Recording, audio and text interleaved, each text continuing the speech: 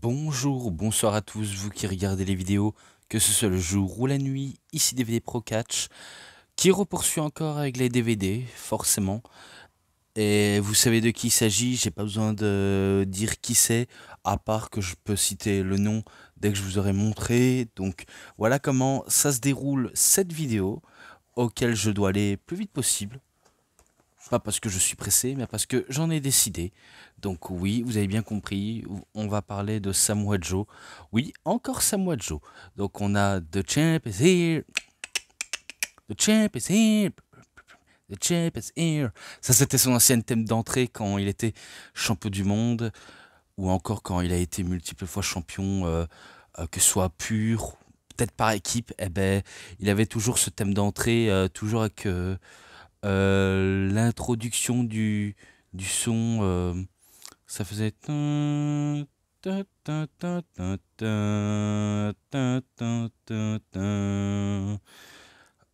fait un peu film des années anciennes, entre 60 ou 50 même. Je sais pas si vous voyez de quoi je veux dire, mais bon. Donc on a The Champ is Here, The Best of Samoa Joe volume 2, vu comment j'avais celui The Champion en volume 1, et là ROH Legend, encore The Best of mais en volume 3. Donc je pense que ce sont les derniers DVD de la ROH pour Samoa Joe qu'elle je cite. Bon après je pense qu'il en a fait d'autres, hein. Il en a fait d'autres mais pas du côté de la Ring of Honor, peut-être dans les indies, un peu comme AJ Styles aussi. Et du coup, bah, ça n'a pas de masse à faire. Vraiment pas du tout de masse à faire. Mais bon, de toute façon, on sait qu'on va les citer tous les deux. Mais tout d'abord, je m'attaque au volume 2. Bon, après, j'espère que ça va pas vous saouler hein, aussi. Parce que j'essaye d'apporter un peu de dynamicité. Même si ça me surprend et des fois, ça me mine un tout petit peu. Pourtant, j'essaye d'être le plus juste au possible. Mais bon, je pense que j'en ai assez trop dit sur ça. Ok, ben voilà.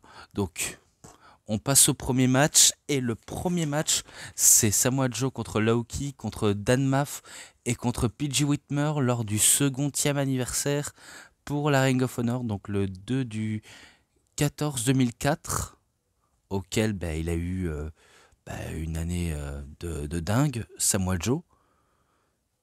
Je l'espère de tout cœur, parce que vu comment il a eu que des défenses de titre, vraiment que des défenses de titre, et que personne n'avait encore jamais réussi à le battre, et certains espéraient de égaliser son nombre de règnes, mais personne n'avait réussi. Bon après, faut dire ces temps-ci et ces jours-ci, depuis elle a été achetée par la EW, elle a quand même perdu de sa valeur, hein. La Ring of Honor a quand même perdu de sa valeur. Je tenais à vous le dire de tout cœur. Et ça me fait mal un peu au cœur et au cul à la fois. Et ce que je peux dire dans ce match-là, ça a été oufissime. Au début, je me rappelle, ça commençait entre deux qui commencent et les deux autres sont à l'extérieur, comme dans un match par équipe. Mais sauf que ce n'est pas un match par équipe, hein, finalement. Parce que on a compris de comment ça fonctionne. Parce que si vous découvrez ça et que vous trouvez ça bizarre, sachez, ne trouvez pas ça bizarre. Sachez un truc, c'est tout à fait normal. C'est pour mieux se mettre d'accord sur certains points auxquels ils peuvent faire sur le ring. Parce qu'après, ça peut faire des changements, avoir un qui intervient, et au moment où ça commence à devenir sérieux, là, il commence à venir, et après, on a le fameux feu d'artifice, auquel, ben, il y en a eu en plus dans ce match, il y en a vraiment eu. Et pendant le match là, je pense qu'il s'était blessé Samoa Joe au niveau de la main en se coupant. Je sais pas si c'est coupé dans le dos de la paume de la main, mais en tout cas, ça saignait abondamment. Alors bien sûr, il s'est pas fait arracher un doigt. D'ailleurs, non, il a encore ses doigts encore en entier.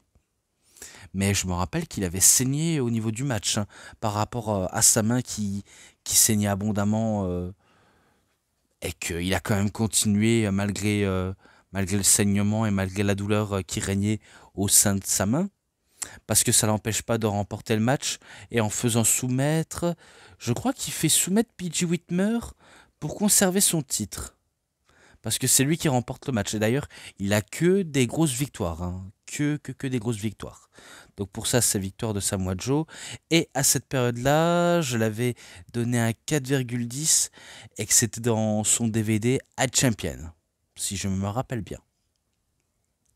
Mais bon, voilà tout. Je pense que j'ai tout dit. Maintenant, je passe à l'autre match, mais dans un match en cage auquel ça a été à At Your Best le 3 du 13 2004, auquel il affronte Jay Briscoe, un des membres des frères Briscoe. Ça, vous saviez aussi de qui est maintenant Jay Briscoe. Euh, S'il aurait été encore en vie, je pense que vous l'aurez sûrement connaître à la AEW, si seulement. Finalement, on connaît que son frère maintenant, même si ceux qui ne suivent pas la AEW doivent se dire c'est qui Jay Briscoe, c'est qui Mark Briscoe, c'est qui ces gars-là auxquels je cite. Il faut juste avoir une certaine décence. Faut pas rester inculte dans ceux que vous ne connaissez pas. Il faut savoir mieux les connaître. Et au moins regarder pour essayer de s'y accrocher. C'était aussi un match en cage très intense entre les deux rivaux. Et auquel, bien sûr, Jay Briscoe n'était pas encore établi, auquel il deviendra dans quelques années. Parce que pour l'instant, c'était Samoa Joe qui dominait en force la ROH et auquel il apportait du prestige au titre. Hein. Alors que Jay Briscoe, certes, était une péripétie, mais quand même un adversaire qui peut paraître crédible pour tenir la cadence. Et pourtant, il avait besoin de son frère pour parvenir à ses fins, mais je me rappelle que son frère, Mark Briscoe, il se fait, on va dire, attraper en vol par AJ Styles, qui fait un Styles Clash à même le sol non protégé. Donc, pour assurer les arrières de Samoa Joe, il effectue ça. Alors que de son côté, à Samoa Joe, il va en terminer avec Jay Briscoe en le faisant un ultime muscle buster pour parvenir à ses fins. Et pour ça, ce match-là, c'est un 4,5 que je lui avais sûrement exactement mis. Donc voilà ce qui a été noté de ma part. Et là maintenant, il affronte Homicide à ROH Reborn Stage 1, le 4 du 23 2004, auquel ils sont aussi présents dans le DVD de Samoa Joe. Et pour lequel ça a duré tellement plus longtemps que prévu dans le match. Après, il y a tellement de choses à citer que voilà, je vais pas trop non plus trop m'y attarder dessus. Mais c'est toujours victoire de Samoa Joe, mais qui bat Homicide avec son fameux et subliminal Coquina Clutch pour la victoire. Et pour ça, c'est un 4,20 auquel je lui mets. Et là maintenant, toujours dans ROH Reborn, Reborn Stage, mais cette fois-ci partie 2, le 4 du 24 2004, où cette fois-ci il affronte Matt Striker. Oui, pour ceux qui l'ont peut-être vécu avant ou après moi, ou en même temps, ça dépend de quelle période vous avez découvert le catch. Si vous avez déjà entendu parler de Matt Striker, il avait déjà été du côté de la WWE.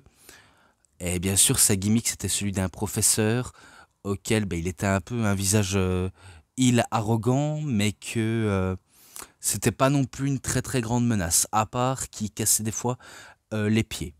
Un peu comme un véritable prof ferait en cassant les pieds à ses élèves. Et ça lui arrive aussi de donner des leçons à ses adversaires comme au public. Donc c'est tout ce que je me rappelle de Matt Striker. Et après, bien sûr, il s'est dirigé aux côtés du commentaire. Intervieweur, ça m'étonnerait pas. Moi, sinon, je sais qu'il avait fait commentateur. Et aujourd'hui, je ne sais plus ce qui devient Matt Striker. Est-ce qu'il est-il toujours dans le milieu du catch ou alors est-ce qu'il a arrêté le catch? Franchement, je n'en ai aucune idée vis-à-vis de Matt Striker. Et apparemment, selon ses dires, non seulement il était réellement professeur dans la vraie vie, mais des fois ça lui arrivait de sécher les cours euh, pour assister à des shows de catch, notamment à participer. Ce qui lui a valu peut-être d'avoir un renvoi. Et pour ça, je pense que Matt Striker voulait se consacrer euh, à 100% dans le catch. Je pense que c'était ça. Et pourtant, il arrivait à affronter quelqu'un comme Samoa Joe, qu'il espérait avoir une chance au titre, peut-être pour le battre. Finalement, c'était trop beau pour être vrai que Samoa Joe, il le rétame, hein. Après plus de 10 ou 25 minutes, parce que je me rappelle qu'il a quand même duré dans les vingtaines de minutes, et auquel c'est Joe qui le fait soumettre avec un coquina clutch pour la victoire, et pour ça, c'est à 3,80. Donc voilà, ça vaut vraiment le coup. Et c'est rare de voir un catcheur comme Matt Striker aller dans une structure comme la ROH. Parce qu'il n'était pas encore à la WWE à cette période-là. Il n'était pas encore. Peut-être qu'il allait débuter, mais ça, je ne sais pas vous dire où et quand. Si ce n'est qu'il a commencé dans les indies après la WWE. Mais bon. Et là, cette fois-ci, il réaffronte Homicide lors de Generation Next le 5 du 22 2004. Toujours pour le titre, bien sûr, c'est toujours pour le titre et c'est ça le thème de son DVD. Et auquel il affronte bien sûr Homicide dans un autre ultime confrontation auquel ça a été aussi très intense entre les deux rivaux. On sait que Homicide, c'est un mec de la street, un mec de la rue, auquel il a aucune empathie pour ses adversaires, auquel il les croise et qui les blesse. C'est pour ça qu'il a un peu un même look similaire à celui de New Jack, vu comment il a quasiment presque la même attitude. Et pourtant, malgré ses dires, je pense que c'est dans l'autre match auquel j'aurais dû vous dire, auquel il se fait disqualifier Homicide, dans l'autre auquel j'avais cité justement là, je pense, auquel il s'était fait disqualifier, que c'est comme ça que Samoa Joe remporte le match. Enfin, je sais plus, je m'embrouille de toute façon, je m'embrouille avec mon cerveau, mais je me rappelle l'avoir vu et qu'il ne voulait pas gagner de toute façon, il voulait détruire Samoa Joe pour peut-être avoir une chance encore pour le titre, pour que ce dernier puisse être affaibli pendant le jour J et au moment où il doit perdre. Je pense que c'est peut-être ça. Je sais pas si vous me comprenez, mais bref, je pense que j'en ai assez trop dit et que là dans ce match-là, bien sûr c'est Joe qui remporte le match, mais cette fois-ci pas par disqualification, mais vraiment par match avec une grande aisance auquel il faut vraiment être dedans. Moi j'étais dedans, mais après je m'étais occupé à autre chose, hein, je vais pas vous le mentir, mais ça m'empêche pas de regarder et de voir qui a gagné, qui a perdu. Donc voilà. Donc pour ça, ce match-là, c'est victoire encore de Samoa Joe. Et c'est un 4,5, encore une fois. Là maintenant, il affronte Colt Cabana lors de Death Before Dishonor 2 de la nuit 2, le 7 du 24 2004. Oui, donc Colt Cabana, bien sûr, ce match-là, il est présent dans son DVD à Samoa Joe et peut-être dans le DVD de Colt Cabana si un jour je le posséderai. Bref, et dire que à l'époque, Colt Cabana, il était fabuleux et que maintenant, il vaut plus grand-chose. D'ailleurs, il catch même plus à la EW d'ailleurs. Je sais même pas s'il catch dans les indies ou alors il a pris sa retraite. J'en ai vraiment aucune idée. Aucune idée vis-à-vis de Colt Cabana. Alors qu'on sait Samoa Joe, il est toujours en activité, en train d'évoluer un tout jeune Hook qui veut faire un peu son Taz version bis, un peu rebelle, un peu style je m'en balèque. Bref, vous connaissez ses dires. Auquel il était vraiment pas mal et que ça c'était un des matchs les plus sérieux Colt Cabana, mais malgré que ça a un côté un peu sérieux, ben, il défait pas Samoa Joe, hein, parce que Samoa Joe, il est très très dur à cuire. Et pourtant, Colt Cabana, il peut tenter l'impossible, mais ça ne passe pas. Ça ne passe vraiment pas du tout. Donc pour ça, encore victoire de Joe, 4,10. Plus que deux matchs de ce DVD après c'est terminé, où cette fois-ci il affronte Rocky Romero lors de ROH Gold le 10 du 15 2004. Et bien sûr dans lequel, ben, certes il a fait une bonne petite performance, Romero, face à Samoa Joe, mais la furie de Samoa Joe, la puissance et ben, la férocité de Joe bah, prend vraiment le dessus sur Rocky Romero, même s'il veut avoir peut-être l'œil du tigre en plein match pour espérer de revenir en force après la fin, ça n'aura pas porté ses fruits. Parce que par la suite, on sait que c'est Samoa Joe qui conserve son titre. D'ailleurs, je pense que la plupart sont présents dans son DVD à Head Champion auquel je possède. C'est celui avec deux DVD auquel il y a eu ben, les matchs d'une heure face à CM Punk. Enfin, deux matchs de 1 heure. Et auquel c'était très très bon. C'est tout ce que je me rappelle. Donc pour ce match-là, ben, encore un 4,10 aussi. Ouais, je sais, je manquais vraiment d'originalité, mais bon. Je fais avec ce que j'ai. Vraiment. Et là, cette fois-ci, il affronte Shinya Makabe lors de New Japan USA. Donc un show en commun entre la New Japan Pro Wrestling version USA et ROH toujours basé aux États-Unis. Donc qui s'est déroulé le 6 du 26 2004. Donc ça, je savais même pas que New Japan USA était déjà créé bien avant. C'est peut-être peut-être qu'il y a fort longtemps, ils ont dû annuler ce genre de concept ou alors juste un champ commun, mais ils l'ont pas exploité et ils ne sont même pas pensé qu'on ferait un New Japan en Amérique. Bientôt, pourquoi pas au Mexique, pourquoi pas aussi en Angleterre, et j'en passe des territoires auxquels ils pourraient faire, on va dire, un genre de expansion, un genre d'expansion. Parce que maintenant, je sais que tout est possible et que la WWE avait déjà fait avec NXT UK et que je sais pas s'ils vont faire avec NXT Europe, ou alors est-ce que le projet est abandonné, ou alors est-ce qu'ils vont faire à l'avenir. Vraiment, on n'en a aucune idée, quasiment aucune idée. Dans le match, c'était ben, un match de gros bourrins, Puroresu style, que du Puroresu style, et que Shinya Makabe avait été bah, assez safe, et que Joe peut être aussi safe quand il le veut, mais sinon la brutalité, les deux, ils les ont. Ils les ont vraiment, cette brutalité sans faille, et que malgré les bonnes volontés et la furie que dégageait Shinya Makabe, ce n'est pas lui qui détrônera Samoa Joe, car il n'est pas l'élu. On va dire les termes, il n'était pas l'élu. Donc c'est Samoa Joe qui le bat, soit qu'un Muscle Buster ou un Coquina Clutch pour le faire soumettre, mais je pense que c'est avec un Muscle Buster.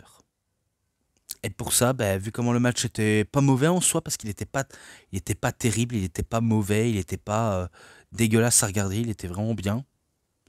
Et pour ça, ce match-là, c'est un 4,5. Donc j'en ai fini avec ce DVD-là, maintenant je passe à la suite. Donc celui de ROH Legend. Et d'ailleurs, avant que je poursuive sur ce DVD, j'ai vu quelques résultats par rapport à la Pro Wrestling Noah et de Marigold. Donc j'ai été voir sur le site de Catch News tous les résultats qu'il y a inculqués, auxquels au niveau de la carte c'était pas mauvais. Il y avait du basique qui était bonne. Mais surtout, le plus surprenant, c'était AJ Styles contre Naomichi Marufuji, hein, auquel j'imagine il a été bon.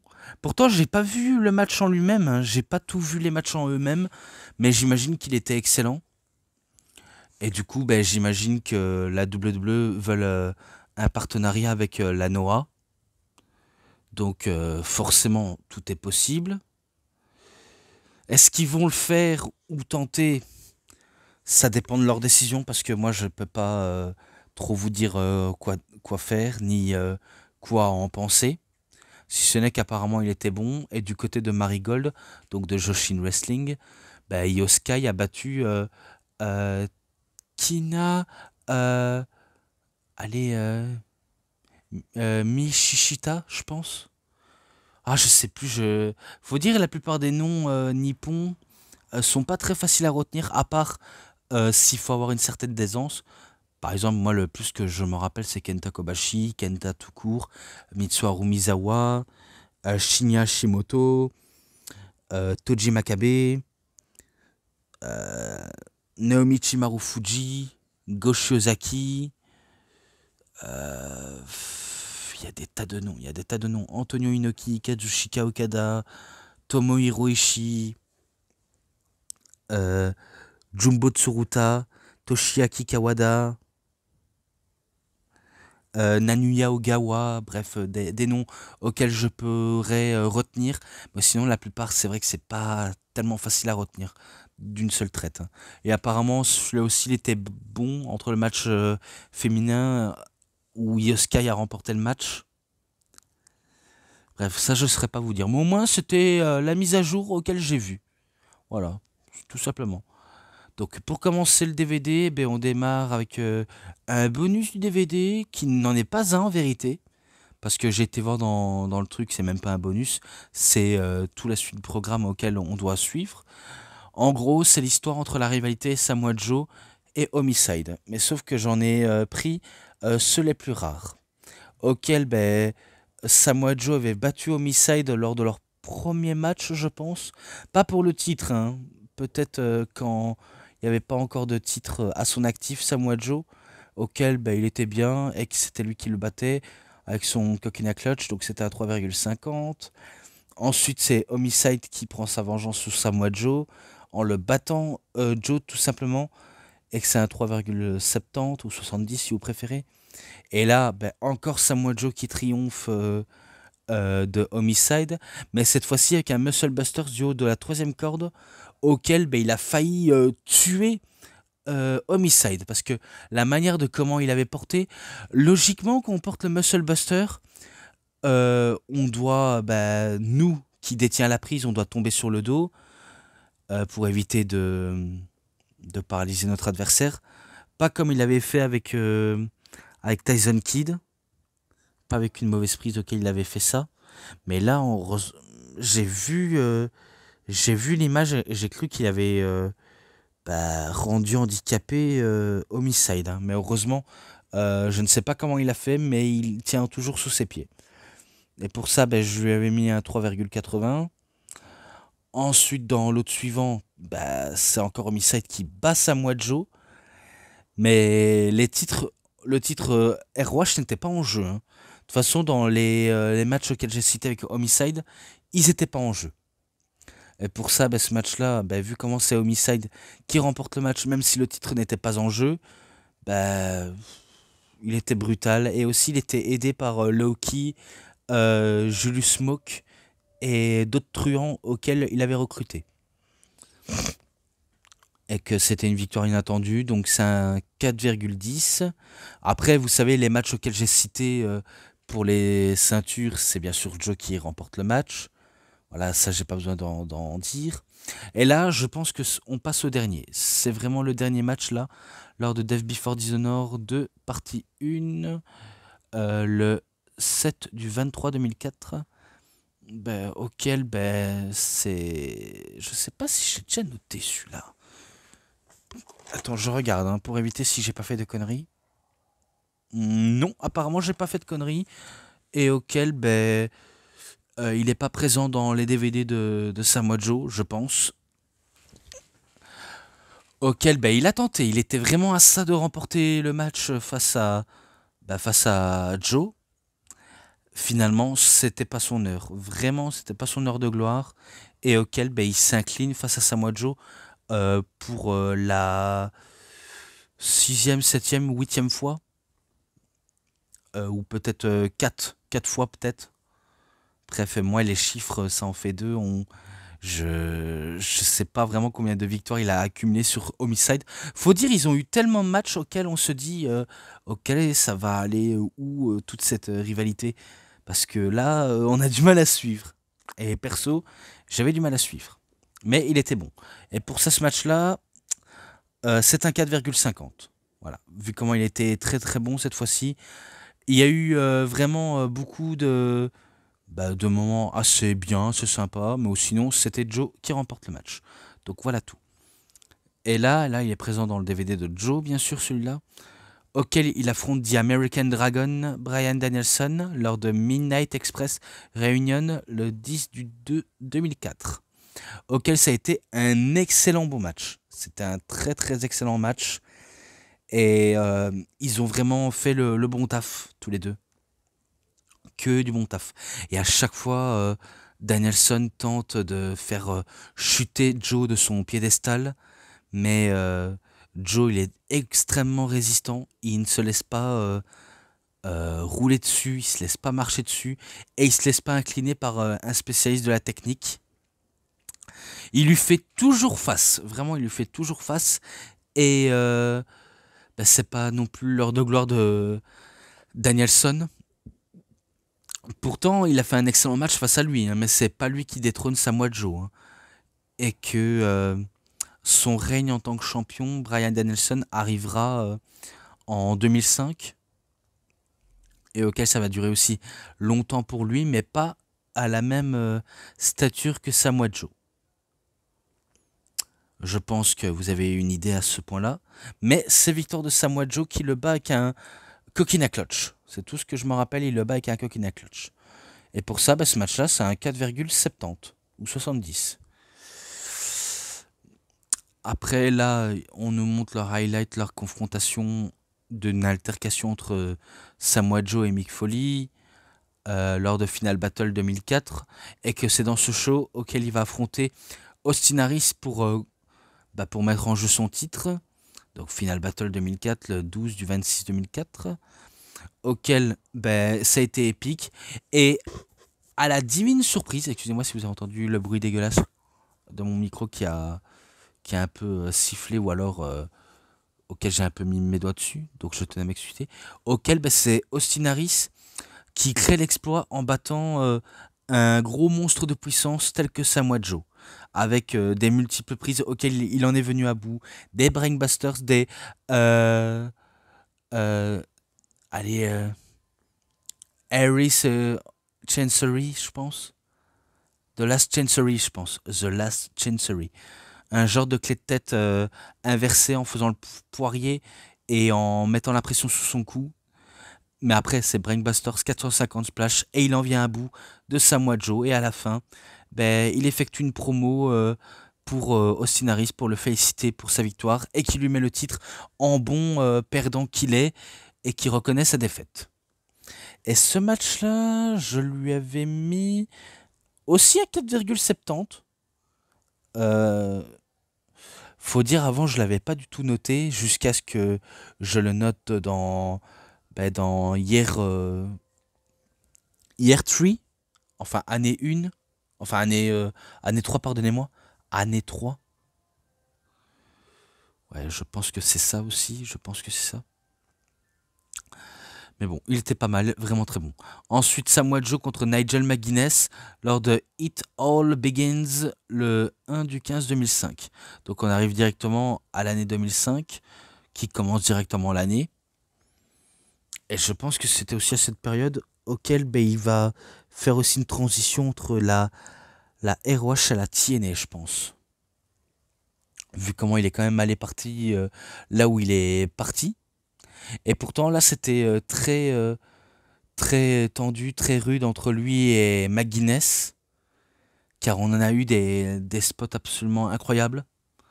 Même si au début ça racontait absolument rien, mais ça permettait à tous les deux de faire ce que bon nombre lui semble, et auquel, malgré la bonne vieillissance de McGuinness, il se fait couper dans son élan par Samoa Joe, qui arrive à le battre avec Muscle Buster ou alors peut-être avec un coquina clutch pour le faire soumettre.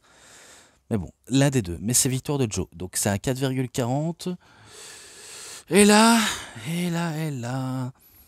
lors du même show, auquel ben, il confronte encore Mick Foley, auquel ça va faire un monologue de promo, auquel pourquoi les deux se, je sais pas comment vous le dire, mais ils se défient au niveau des paroles, euh, des, des choses auxquelles ça leur préoccupe, des reproches par rapport à Mick Foley, auquel ils donnent une mauvaise image dans le hardcore, et Mick Foley reproche un peu à Joe d'être aussi arrogant, d'être aussi trop sûr de lui, et qu'il il laisse aucun temps de répit à ses adversaires de reprendre leur souffle et de se faire briller en plein match. Que des trucs pareils. Et après, quand Joe dit un mot de trop sur Mick Foley, auquel ça l'atteint personnellement, si par exemple si on attaque la famille, ben, on devient absolument fou furieux, ça peut enchaîner des bagarres. Et d'ailleurs, Mick Foley n'a pas fait trop la bagarre, à part faire coucher Samoa Joe avec un coup de micro dans la tête, et que on va voir, ça va encore s'enchaîner dans l'autre match auquel je vais citer. Donc tout d'abord, on a les deux matchs de Samoa Joe lors de 3 Anniversary, enfin 3 Anniversary Celebration Party 1, partie 1, le 2 du 19 2005, d'ailleurs c'est d'ailleurs le même, auquel il affronte à premier temps Vordel Walker, auquel il bat Vordel Walker, et qui le battrait rapidement qu'un coquina clutch, voilà, c'était un 3,50, même si Vordel, j'ai l'impression de dire bordel, mais non. Walker a fait des bons trucs. Ça, c'est pas ça le problème. Mais il faut dire, Samoa Joe était là un peu plus pour le démolir, un peu s'amuser et de le faire soumettre et logiquement de se casser. Sauf que dans ce match-là, il va pas se casser vu comment il confronte encore une fois Mick Foley qui l'arrête et qui dit qu'il va pas partir comme ça en plein match parce qu'il va affronter un autre catcheur auquel il lui porte un tout petit peu sous son aile pour une soirée. En revanche, je sais pas si vous entendez, mais excusez-moi pour le son du camion de glace qui vient de passer chez moi, hein. Je tenais à m'excuser. Pourtant, je m'y attendais pas du tout à ça, hein. Mais bon, je vais essayer de le faire malgré le bruit assourdissant de, de ce son de camion de glace. Donc il accueille quelqu'un qui va le porter sous son aile pendant une soirée, à la personne de Ibisan Jack, enfin seulement Ibisan. En gros, c'est le catcheur comique qui porte un masque et que son truc c'est que de la comédie en fait. Et je me rappelle, on a eu des petits trucs un peu stupides en plein match de comédie un peu concon, ça je me rappelle ça, et auquel il veut mettre à la manque Samoa Joe, et que je me dis ça, je me dis mais non, c'est pas logique, il peut pas se faire mettre à la manque par un catcheur comique, Ibisan Jack. Donc en gros, Ibisan, il s'est habillé en Mick Foley en fait. Il s'est habillé en Mick Foley. Mais Joe aussi, il le démolit, hein. Il le démolit Ibisan Jack. Et même au moment où Mick Foley intervient pour essayer de aider Ibisan, il aura beau tenter, mais Samoa Joe, il revient toujours en force, hein. Il revient toujours pour, pour régler des comptes avec Mick Foley. Et si pour détruire un petit comique comme Ibisan, il le fait.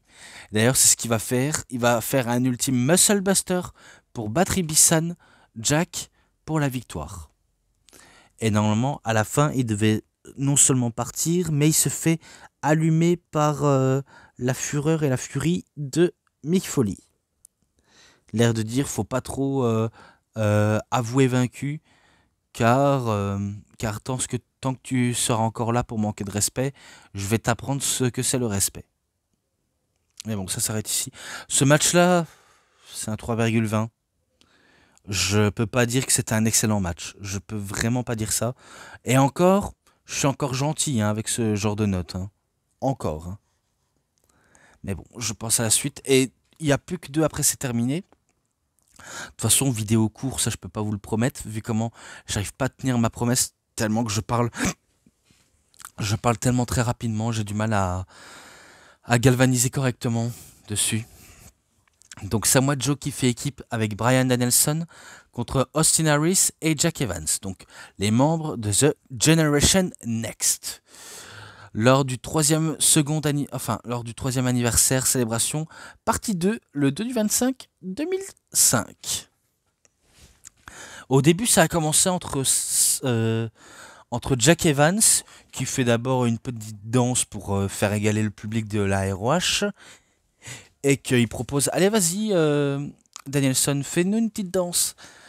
Eh bien sûr, Danielson, c'est pas un excellent danseur de la stricte, ne sachant pas le faire, il demande à Samoa Joe de venir avec lui pour faire un tout petit démo de danse, auquel ce dernier va hésiter à pas le faire, mais il le fait tout de même. Et du coup, les deux ils vont faire un mouvement des vagues avec leurs bras, comme simple mouvement de danse. Voilà, c'était sympa. Ils ont fait ce petit mouvement. On n'a pas besoin de danser correctement bien, de façon street pour se faire apprécier de tous. Et auquel le match a duré un peu une trentaine de minutes, si je m'abuse. Et auquel il s'est passé tellement de choses, tellement de choses. Et je sais même pas si ce match-là il est présent dans le DVD de Generation Next, hein. Je sais même pas du tout s'il est présent, hein. Ah, il y a tellement trop de matchs, il y a tellement trop de matchs auxquels je préfère même plus m'en rappeler tellement qu'il y en a beaucoup. Ouais, il y en a beaucoup, hein. Donc c'est pour ça que je m'embrouille. Excusez-moi si je baille un petit peu, c'est parce que je me fatigue tout seul, sans trop le vouloir. Et pourtant, on va dire à la fin, c'est victoire de Samoa Joe qui bat The Generation Next avec Danielson. Voilà tout, j'ai pas envie trop m'y attarder dessus parce que le match a été tellement un peu long. Mais pas mal, pas mal. Donc pour ça, ce match-là, c'est un 4. Voilà, il était correct, je lui mets un 4. Et là maintenant, match pour le titre pur de la Ring of Honor, auquel il affronte Jay Lethal lors de Manhattan Mayhem le 5 du 7 2005. Qui était extraordinaire entre les deux rivaux et amis. Parce qu'il faut dire, non seulement ils étaient amis à cette période-là, mais après quand ils catchent tous les deux, ils sont un peu des rivaux, hein, pour prouver qui est meilleur que l'un et que l'autre. Et même si Jay a tout fait pour espérer qu'il aurait une chance face à Samoa Joe, pour prouver à quel point il peut être humain et qu'il peut le battre, pour l'instant, Joe, il n'était pas prêt de perdre de sitôt, hein. Vraiment pas perdre de sitôt. On a eu des tas de prises, hein, comme la combinaison fatale de Jay Lethal, The Little Injection, donc en forme de Diamond Cutter à sa sauce, mais ça ne passe pas. Le Uranagi, les Muscle Busters, le Powerbomb plus le Single Leg Boston Crab ou STF, Crossface, bref, tout est passé entre les mailles du filet pour The Someone Submission Machine. Tout est vraiment passé par ici. Mais, on va être honnête, c'est Samoa Joe qui bat Jay Lethal pour devenir le champion pur de la Ring of Honor. Donc voilà tout. Il devient champion pur et qu'à la fin, il se fait attaquer par Homicide, Loki, Julius Smoke et d'autres truands auxquels ils font la peau aux deux rivaux et aux deux amis. Et que malheureusement, ce programme s'achève ici, en fait. Ça s'achève vraiment ici. Pourtant, un match très très bon, hein, malgré l'intervention à la fin pour avoir de la hit. Mais bon, c'est un 4,60. Je lui mets un 4,60. Sans hésiter. Et moi, j'en ai tout dit sur ce DVD-là. De toute façon, j'en ai terminé avec ces deux DVD-là. Est-ce que j'en achèterai d'autres? Pour l'instant, j'en ai pas sûr. Vu comment, avec le peu de place auquel je possède, je ne pourrais pas trop tout se les mettre.